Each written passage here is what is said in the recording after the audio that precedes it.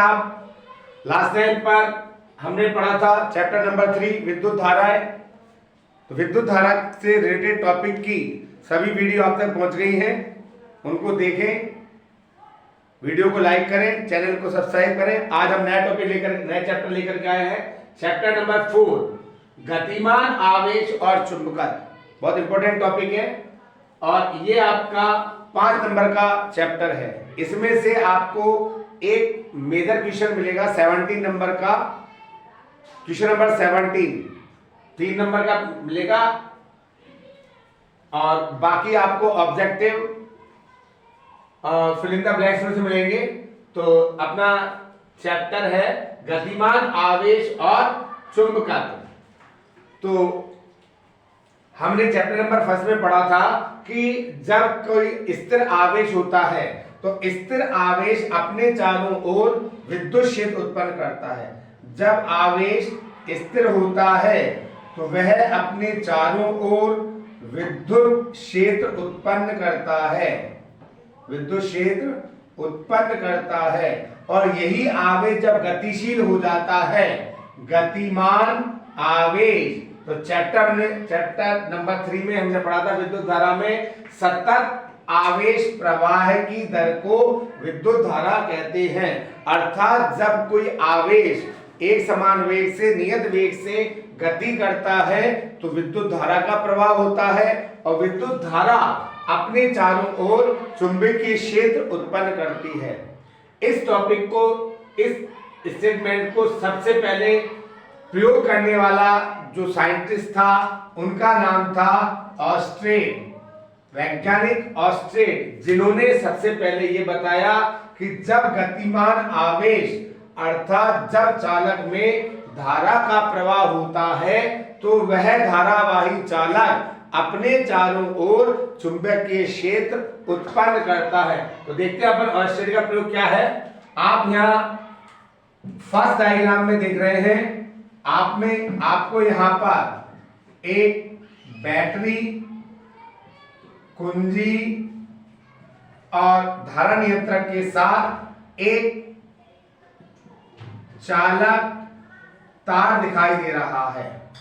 तो आप देख रहे हैं कि जब कुंजी खुली हुई है अर्थात जब सेल से परिपथ में या चालक में धारा का प्रवाह नहीं हो रहा तो उसके ऊपर यह आपका धारावाही चालक है और इसके ऊपर हमने चुंबकीय सुई को रखा हुआ है। ठीक है, तो बैटरी, कुंजी, धारा नियंत्रक, चालक तार से जुड़ा हुआ एक परिपथ। जब कुंजी खुली हुई है अर्थात आपका परिपथ खुला हुआ है, चालक से कोई धारा का प्रवाह नहीं हो रहा तो इसके ऊपर रखी चुंबकीय सुई पर भी कोई प्रभाव नहीं पड़ेगा। यथावत स्थिति में नॉर्थ और साउथ पोल, जो कंपास भी आप इसे कहते हैं, ये आपकी चुंबकीय सुई जिसे आप कंपास भी कहते हैं, कंपास। अब हमने दूसरे प्रयोग में हमारा देखा है जब परिपथ में लगी कुंजी को लगाया जाता है जिसे हम कहते हैं बंद परिपथ। जब सेल से चालक तार में धारा का प्रवाह होता है तो उसे कहा जाता है बंद परिपथ। तो बंद परिपथ में जब चालक तार में धारा का प्रवाह हो रहा है तो जो हमारी चुंबकीय सुई इस स्थिति में रखी हुई थी, अब उसका उत्तरी ध्रुव ऊपर की ओर चला जाता है। इसको हम यहां पर अब आगे पढ़ेंगे अपन SNOW, स्नो का नियम। इस नियम से भी हम इसको व्यक्त करेंगे अभी कि जब किसी चालक में धारा दक्षिण से उत्तर की ओर प्रवाहित होती है तो ऊपर रखी हुई चुंबकीय सुई का उत्तरी ध्रुव पश्चिम में चला जाता है। SNOW, दक्षिण से उत्तर। चालक में धारा अगर दक्षिण से उत्तर की ओर प्रवाहित हो रही है तो उसके ऊपर रखी हुई चुंबकीय सुई का उत्तरी ध्रुव पश्चिम की ओर चला जाता है। यह है आपका स्नो का नियम। इसी तरीके से अब हम थर्ड पॉइंट देख रहे हैं, इसका डायग्राम नंबर 3 में आप देख रहे हैं कि जब धारा की दिशा यहां पर पॉजिटिव और नेगेटिव या नेगेटिव और पॉजिटिव, मतलब मैंने जब सेलों के ध्रुवों को बदल दिया,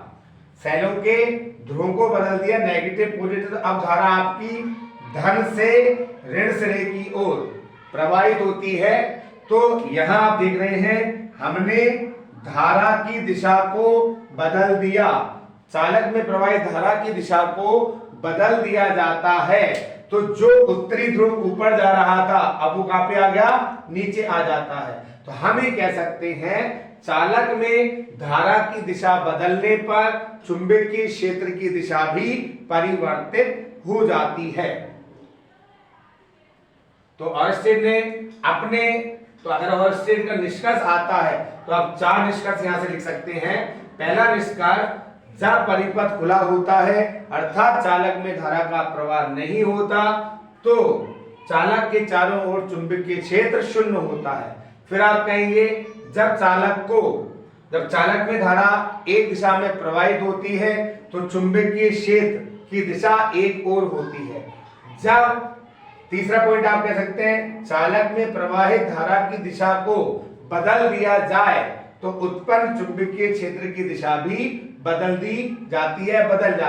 चौथा आप ये कह सकते हैं कि अगर ये धारा नियंत्रक की सहायता से जो धारा को कम ज्यादा करने का काम करता है, धारा नियंत्रक की सहायता से धारा की प्रबलता बढ़ा दी जाए, धारा वैसे कम बह रही है, अब धारा को हम जैसे ज्यादा प्रवाहित करने लग जाए तो विक्षेप की स्थिति भी तेजी से परिवर्तित होती है, अर्थात उत्पन्न चालक के चारों ओर उत्पन्न चुंबकीय क्षेत्र का मान प्रवाहित धारा की तीव्रता पर निर्भर करता है।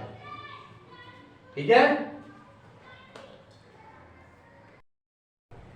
नेक्स्ट टॉपिक अपना धारावाही चालक के कारण जो हमने चुंबकीय क्षेत्र उत्पन्न किया था ऑयरस्टेड ने, उसकी दिशा को निर्धारित करने के लिए नियम दिए गए थे। धारावाही चालक के कारण उत्पन्न चुंबकीय क्षेत्र की दिशा ज्ञात करने के लिए ये 2 नियम दिए गए थे। पहला नियम मैंने आपको जब टॉपिक पढ़ाया था तब भी बताया था, मैंने इसको यहां पर क्लियर किया हुआ है।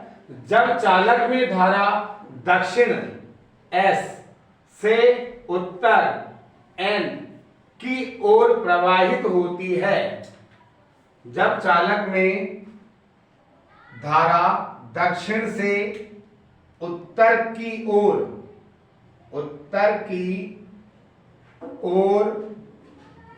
प्रवाहित होती है तो तार के ऊपर और रखी हुई चुंबकीय सुई का उत्तरी ध्रुव पश्चिम की ओर विक्षेपित हो जाता है। तो आप देख रहे हैं मैंने जो हाईलाइट किया हुआ है SNOW, व्हेन करंट फ्लो, जब धारा बहती है दक्षिण से उत्तर की ओर तो ऊपर रखी हुई चुंबकीय सुई पश्चिम की ओर विक्षेपित हो जाती है, इसे स्नो का नियम कहते हैं। दूसरा, ये इंपॉर्टेंट नियम है, एग्जाम में पूछा भी जाता है और जब हम और टॉपिक पढ़ेंगे तो दिशा निर्धारण के लिए, चुंबकीय क्षेत्र की दिशा निर्धारण के लिए फ्लेमिंग के दाएं हाथ, ध्यान रखना लेफ्ट राइट हैंड, इस नियम के अनुसार धारावाही चालक को दाएं हाथ से इस प्रकार पकड़ा जाए कि अंगूठा धारा की दिशा को व्यक्त करे तो मुड़ी हुई अंगुलियां चुंबकीय क्षेत्र को व्यक्त करेंगे, चुंबकीय क्षेत्र की दिशा को व्यक्त करेंगे। यहां में आप देख सकते हैं मैंने इस डायग्राम में ये जो नीले पेन से मैंने लिखा हुआ है, ये मेरा एक धारावाही चालक तार है जिसमें धारा ऊपर की ओर, मैंने इसको इस प्रकार पकड़ लिया, दाएं हाथ से इस प्रकार पकड़ा जाए कि मुड़ी हुई अंगूठा धारा की दिशा को व्यक्त करे, अंगूठा धारा की दिशा को व्यक्त करे, तो मुड़ी हुई अंगुलियां चुंबकीय क्षेत्र की दिशा को व्यक्त करेंगी। यहां पर आप देख सकते हैं मुड़ी हुई उंगलियां कहां पे आ रही हैं, बाहर की ओर। तो बाहर की ओर जब चुंबकीय क्षेत्र आता है, वेरी इंपॉर्टेंट पॉइंट, जब बाहर की ओर चुंबकीय क्षेत्र आता है तो हम उसे डॉट से व्यक्त करते हैं। अब यही कहां जाएगी, अगर मैं इधर की बात करूं तार के, ये तार ये बाहर आ रहा है, और अगर मैं घुमा करके इसको इधर ले जाऊं तो ये अंदर की ओर, ठीक है। तो यहां पर अगर मैं चुंबकीय क्षेत्र की बात करूंगा तो कहां पे आएगा, कागज के तल के लंबवत अंदर की ओर, ये बाहर की ओर और ये आपका अंदर की ओर। तो आपको ये भी ध्यान रखना है कि जब हमारा कोई न्यूमेरिकल आएगा या हमें कोई और दूसरा टॉपिक जिसमें चुंबकीय क्षेत्र डिफाइन करना है, तो वहां पर डॉट और क्रॉस, ये आपका जो डॉट आ रहा है ये बताता है चुंबकीय क्षेत्र बाहर की ओर या कागज के तल के लंबवत बाहर की ओर, और ये बताएगा आपका चुंबकीय क्षेत्र अंदर की ओर। कई बार ऐसा ही प्रश्न जाता है, इसमें वो कह देता है P और Q पॉइंट, P और Q पॉइंट पर चुंबकीय क्षेत्र की दिशा को बताइए। तो डॉट बाहर की ओर और क्रॉस अंदर की ओर। इसी तरीके से अगर यही चीज थोड़ा सा हमें कहें कि वृत्ताकार कुंडली, तो वृत्ताकार कुंडली मतलब यदि किसी चालक में ये धारा मुड़ी हुई अंगुलियां धारा की दिशा को व्यक्त करेगी, तो अंगूठा चुंबकीय क्षेत्र की दिशा को व्यक्त करेगा। मुड़ी हुई अंगुलियां धारा की दिशा को व्यक्त करेंगी तो अंगूठा चुंबकीय क्षेत्र की दिशा को व्यक्त करता है। सीधे धारावाही चालक के कारण जब चुंबकीय क्षेत्र की दिशा आएगी तो हम इसकी बात करेंगे कि अंगूठा धारा की दिशा और मुड़ी हुई अंगुलियां चुंबकीय क्षेत्र की दिशा। जब वृत्ताकार धारावाही कुंडली की हम बात करेंगे, वृत्ताकार धारावाही कुंडली में हम चुंबकीय क्षेत्र की बात करेंगे के कारण चुंबकीय क्षेत्र की दिशा जब हम निर्धारित करेंगे तो हम ये बताएंगे कि ये जो वृत्तीय पथ है, जो अंगुलियां हैं, ये धारा की दिशा होगी और अंगूठा चुंबकीय क्षेत्र की दिशा को व्यक्त करेगा। नेक्स्ट टॉपिक जो हमारा है चुंबकीय बल। चुंबकीय बल इसे लॉरेंट बल भी कहा जाता है। ये जब कोई आवेशित कण चुंबकीय क्षेत्र में v वेग से गति करता है तो वैज्ञानिक लॉरेंट्ज के अनुसार चुंबकीय बल के लिए दिया गया था Fm मैग्नेटिक फील्ड या मैग्नेटिक फोर्स QVB, और कहा जाए कि आवेशित कण चुंबकीय क्षेत्र के साथ ये V वेक्टर V, तो आवेशित ये हमारा Q आवेश V वेग से चुंबकीय क्षेत्र की दिशा से थीटा कोण बनाते हुए गति करेगा, तो उस पर लगने वाला चुंबकीय बल क्या हो जाएगा, QVB sine theta n cap, जिसकी दिशा कहां पे होगी, लंबवत। लंबवत बताने के लिए अभी हम इसके धारावाही चालक या आवेश के कारण लगने वाले बल की दिशा का निर्धारण अभी हम करेंगे। जब आवेशित कण चुंबकीय क्षेत्र में v वेग से क्षेत्र की दिशा से थीटा कोण, मतलब वेग और चुंबकीय क्षेत्र की दिशा के मध्य बनने वाला कोण थीटा है, तो उस पर लगने वाला जो चुंबकीय बल होता है वो कहां पे होगा, लंबवत। तो QVB क्रॉस के कारण साइन n वेक्टर मतलब लंबवत। तो चुंबकीय क्षेत्र की दिशा V और B से निर्मित तल के लंबवत होती है। हमने चैप्टर नंबर 1 में पढ़ा था विद्युत बल। जब कोई आवेशित कण विद्युत क्षेत्र में स्थित होता है तो उस पर लगने वाला विद्युत बल होता है Fe बराबर QE। तो अगर मैं विद्युत और चुंबकीय क्षेत्र दोनों को संयुक्त रूप से लूं तो संयुक्त क्षेत्र में आवेशित कण पर लगने वाला बल क्या हो जाएगा हमारा, विद्युत के कारण QE और चुंबक के कारण QV क्रॉस B। तो F बराबर QE vector plus V cross B vector. तो आपका अगर संयुक्त चुंबकीय क्षेत्र में आएगा तो आप लॉरेंट्ज बल इसे लिखेंगे, संयुक्त चुंबकीय क्षेत्र में लॉरेंट्ज बल, और केवल आवेशित कण पर लगने वाले बल की बात आएगी तो आप लिखेंगे चुंबकीय बल Fm बराबर Q V क्रॉस B, जिसकी दिशा V और B से निर्मित तल के लंबवत दक्षिणावर्त पेच नियम द्वारा दी जाती है। दक्षिणावर्त पेच नियम क्या होता है हमारा, I J और K। अगर हमारे पास तीन डायरेक्शन होती है x y z, x axis I cap y j z k, तो हम जब इस दिशा में चलते हैं तो वैल्यू को पॉजिटिव लेते हैं, और जब हम क्लॉकवाइज डायरेक्शन में आते हैं तो हम वैल्यू को नेगेटिव लेते हैं।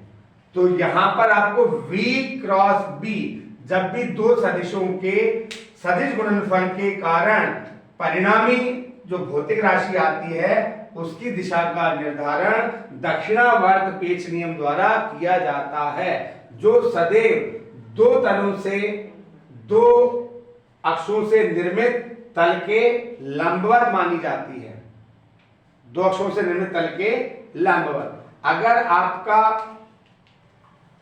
ये चुंबकीय क्षेत्र अंगुली के आधार पर बात करें, फ्लेमिंग के लिखेंगे, ये हमारा फ्लेमिंग का लेफ्ट हैंड उल्टा हाथ है। फ्लेमिंग के दाएं हाथ के नियम अनुसार तर्जनी चुंबकीय क्षेत्र को व्यक्त करे, मध्यमा धारा की दिशा को व्यक्त करे, तो अंगूठा बल की दिशा को व्यक्त करेगा। मतलब हमेशा चुंबकीय बल की दिशा चुंबकीय क्षेत्र की दिशा के लंबवत होती है। ये फ्लेमिंग के बाएं हाथ का नियम माना जाता है। क्या कहा है फ्लेमिंग ने? फ्लेमिंग के बाएं हाथ के नियम अनुसार तर्जनी, मध्यमा और अंगूठा परस्पर लंबवत फैलाए जाएं। तर्जनी चुंबकीय क्षेत्र को बताए, मध्यमा धारा की दिशा को बताए या आवेश के वेग की दिशा को बताए, तो अंगूठा चुंबकीय बल की दिशा को व्यक्त करेगा। अब हम यहां देख रहे हैं कि जब आवेश जब गति कर रहा है तो उस पर चुंबकीय बल कार्य करेगा, तो आवेश प्रवाह के कारण धारा भी उत्पन्न होती है, ऐसा हम जानते हैं। आवेश प्रवाह के कारण धारा उत्पन्न होगी, तो हमारा जो नेक्स्ट टॉपिक है वो है कि इस धारावाही चालक पर भी चुंबकीय बल लगना चाहिए। जब आवेशित कण, गतिमान आवेशित कण पर हम चुंबकीय बल की बात कर रहे हैं, तो समय गतिमान आवेशित कण के कारण धारा प्रवाहित होती है, तो धारावाही चालक पर भी चुंबकीय बल लगना चाहिए, जिसका निर्धारण डेरिवेशन हम यहां पर देखेंगे कि हमारे पास एक L लंबाई का एक धारावाही चालक तार है, जिसका अनुप्रस्थ काट मैंने लिया हुआ है A, जिसमें जो एक समान चुंबकीय क्षेत्र में क्षेत्र की दिशा से, एक समान चुंबकीय क्षेत्र में क्षेत्र की दिशा से थीटा कोण बनाते हुए रखा गया है। एक L लंबाई का चालक तार जिसका अनुप्रस्थ काट A है, चुंबकीय क्षेत्र में क्षेत्र की दिशा से थीटा कोण बनाते हुए रखा गया है, तो इस धारावाही चालक पर भी चुंबकीय बल लगना चाहिए। तो हम फॉर्मूला यहीं से लेंगे, आवेशित कण पर बल, आवेशित कण पर चुंबकीय बल आप हम पढ़ चुके हैं, F बराबर Q V क्रॉस B। यह हमारा आवेशित कण पर चुंबकीय बल होता है। और आप जानते हैं कि जब किसी भी चालक में धारा का प्रवाह होता है तो तो इलेक्ट्रॉन अपवहन वेग से गति करते हैं। तो हम यहां पर आवेशित कण का जो वेग लेंगे वो लेंगे vd। vd आवेशित कण चुंबकीय क्षेत्र से थीटा कोण अगर हम मान रहे हैं तो थीटा कोण अगर है तो F बराबर आप लिख सकते हैं Q vd b sine theta और वेक्टर लेंगे तो n कैप। जब भी क्रॉस होगा तब परिणामी जो भौतिक राशि होती है उसकी दिशा सदैव लंबवत होती है। तो हम यहां पर Q और Vd दोनों की बात करेंगे। तो मैंने ये मान लिया, माना ये चालक तार, इसका इलेक्ट्रॉन संख्या घनत्व n है, अर्थात चालक के एकांक आयतन में इलेक्ट्रॉनों की संख्या n है। जो हमने अपवहन वेग वाला टॉपिक पढ़ा था चैप्टर नंबर 3 में, उसी का छोटा सा पार्ट में यहां ले रहा हूं। इलेक्ट्रॉन संख्या घनत्व n है, चालक का आयतन हमने लिया हुआ है क्षेत्रफल इंटू लंबाई। तो चालक में इलेक्ट्रॉन की कुल संख्या, चालक में इलेक्ट्रॉन की कुल संख्या कितनी हो जाएगी? एकांक आयतन में n, कुल आयतन ये, तो हमारे पास नंबर ऑफ इलेक्ट्रॉन्स आ जाएंगे NaL, इक्वेशन नंबर सेकंड। और चूंकि इलेक्ट्रॉन का आवेश क्या होता है? E, इलेक्ट्रॉन का आवेश E हो तो कुल आवेश कितना हो जाएगा? क्वांटीकरण से कुल आवेश Q बराबर n E, टोटल चार्ज हमारे पास आ गया n NaLe, इक्वेशन नंबर 3। तो अब हम यहां पर देखें, Q की वैल्यू मैं इक्वेशन फर्स्ट में पुट कर रहा हूं। समीकरण 1 में मान रखने पर देखें आप, F बराबर Q के स्थान पर मैं लिख रहा हूं NaLe, Vd के स्थान पर Vd, Vdb sine theta n cap. ये हमने जब आवेश का मान रखा F बराबर NaLe Vdb साइन थीटा, तो अब हमने जब मैंने आपको बताया था अपवहन वेग वाला पॉइंट,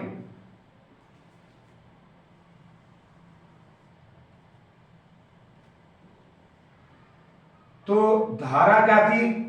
धारा और अपवहन वेग में संबंध I बराबर NeVda। धारा I का सूत्र क्या होता है? I बराबर NeVda। तो मैं यहां से मैं ले रहा हूं NaE और Vd। इन 4 पॉइंट के स्थान पर मैं क्या वैल्यू पुट करूंगा? I। तो मेरा फॉर्मूला क्या बन जाता है?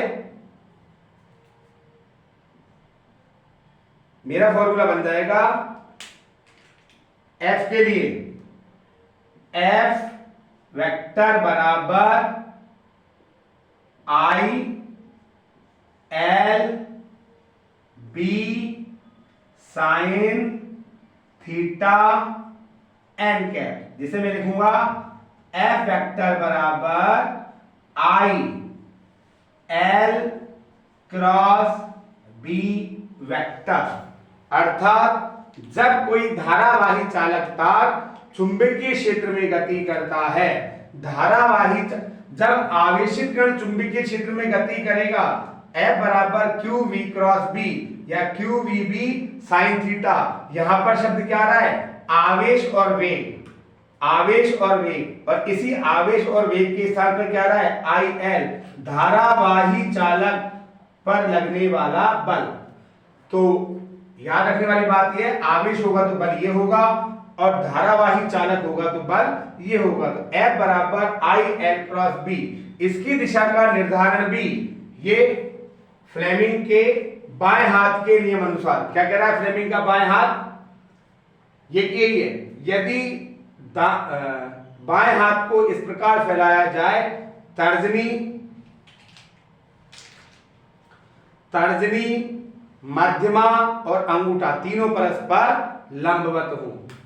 तर्जनी चुंबकीय क्षेत्र को बता रही है, मध्यमा धारा की दिशा को बताएगी, तो अंगूठा बल की दिशा को व्यक्त करता है। तो चाहे बल के लिए हम यहां पे बात करें या बल के लिए हम यहां पर बात करें, तो फ्लेमिंग के बाएं हाथ के नियम अनुसार लगने वाला जो बल होगा वो किस दिशा में लग जाएगा? इन दोनों से निर्मित तल के लंबवत। यह हमारा लगेगा मैग्नेटिक फोर्स F, लगने वाला बल।